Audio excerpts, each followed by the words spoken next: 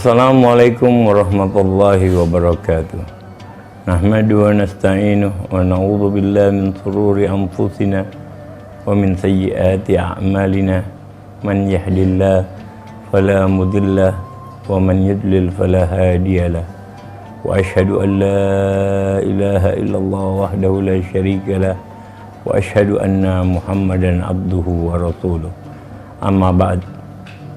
Pemirsa, Assalamualaikum Nusantara, dimanapun berada, semoga kita selalu di dalam perlindungan Allah, selalu di dalam pertolongan Allah, termasuk hamba-hamba yang mendapatkan hidayat dari Allah, dan bukan termasuk hamba yang mendapatkan kemudaratan dari Allah Subhanahu wa Ta'ala.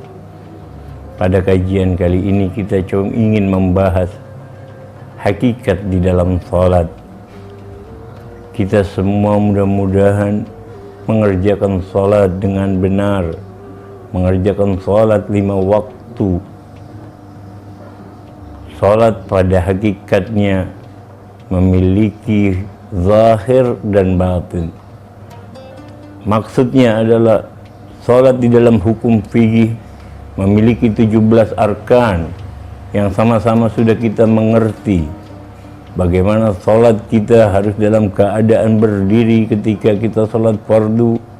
Bagaimana salat kita harus membaca surat Al-Fatihah dengan baik dan benar berserta tasdidnya. Bagaimana kita harus melakukan ruku, sujud, tasyahud dan sebagainya. Kita tidak akan menjelaskan tentang arkanus salat yang semoga kita semua sudah mengetahui bagaimana kita melaksanakan salat secara zahir, secara hukum fikih dalam arkan salat yang 17. Tapi yang ingin kita perhatikan, karena pada hakikatnya perintah Allah di dalam salat, qum salati dzikri, qim salati dzikri, maka dirikanlah salat untuk mengingatku. Jadi ketika kita mengerjakan salat betul-betul bertujuan untuk mengingat Allah, betul-betul bertujuan untuk mendekatkan diri kepada Allah, betul-betul untuk berdialog dengan Allah di dalam salat kita. Karena Imam Al-Ghazali di dalam kitab Ihya Ulumuddin menambahkan, selain arkanut salat yang 17 tadi, ada 3 tambahan arkan yang wajib agar salat kita betul-betul mendapatkan predikat salat yang sah menurut hukum fikih dan diterima di sisi Allah, yaitu adalah yang pertama al-khusyu' wa tadabbur fil qira'ah wal khudu'. Kita akan bahas satu persatu. Apakah itu khusyuk? Ketika kita ingin mengerjakan salat, selayaknya kita betul-betul ingin berhadapan di hadapan siapa? Zat yang maha besar. Ketika kita mengucapkan kalimat Allahu Akbar, kita meyakini tiadalah yang lebih besar, tiadalah yang lebih agung, tiadalah yang lebih mulia, tiadalah yang lebih dari segalanya kecuali Allah. Sedangkan kami hanyalah hamba-hambanya yang hina.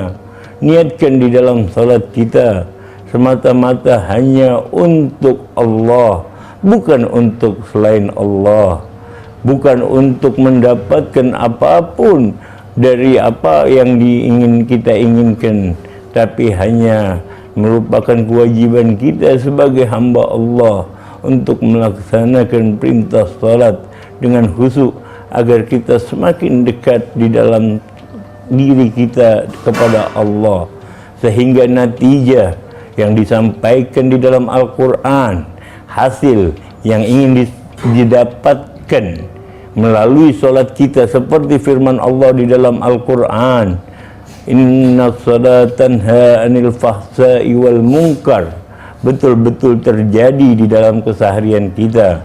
Sesungguhnya salat dapat mencegah perbuatan manusia dari perbuatan keji dan mungkar.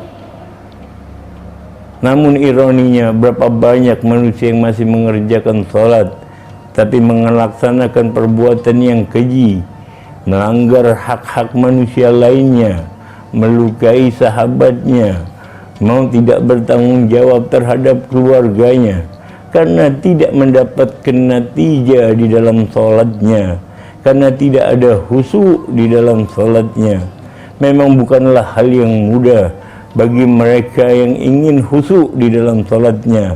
Oleh karena itu Imam Ghazali menyaratkan, paling tidak ketika kita mengucapkan takbiratul ihram dan kita berniat di dalam sholat kita, semisal kita ingin sholat subuh, sungguhnya saya sholat subuh semata-mata karena Allah, bukan karena makhluk yang lain, bukan karena manusia yang lain, bukan karena ingin mendapatkan pujian dari manusia yang lain, tapi semata-mata karena Allah. Hadirkan di dalam hati kita bahwa kita sedang berdiri di hadapan Raja yang Maha Agung, bahwa kita sedang tunduk di dalam kekuasaan Sang Pemilik alam semesta, sehingga kita betul-betul mendapatkan kekhusyuan di dalam salat kita.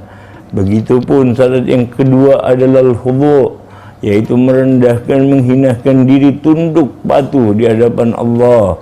Ketika kita ruku, di dalam riwayat hadis Nabi Muhammad, yang paling dekat kedudukan seorang hamba dengan Tuhannya Allah adalah ketika mereka sedang dalam keadaan bersujud. Oleh karena itu, ketika sujud, betul-betul kita tanamkan di dalam diri kita bahwa kita adalah manusia yang hina, manusia yang awalnya hanyalah merupakan dari sebuah nutfatul qadirah, dari sebuah sperma yang kotor, bahkan kita jijik untuk melihatnya, bahkan baunya pun tidak sedap untuk diciumnya, dan pada akhirnya kita hanyalah merupakan bangkai yang tidak ada seorang pun yang ingin dekat dengannya, yang dimakan oleh binatang-binatang di dalam tanah. Lantas apa yang kita ingin banggakan di dalam diri kita jikalau di pertengahan, dari awal yang hina menuju akhir yang hina, di pertengahan Allah karuniakan kepada kita berupa keutamaan ilmu yang kita miliki, keutamaan harta yang kita dapatkan, keutamaan nasab yang kita miliki, dan keutamaan jabatan. Itu hanyalah bersifat sementara dan bersifat periodik, hanya ada waktu dan akan ada habisnya. Oleh karena itu, ketika kita sujud, betul-betullah kita tanamkan di dalam diri kita, kita hanyalah hamba yang tidak akan mampu melaksanakan apapun kecuali hanya karena pertolongan Allah.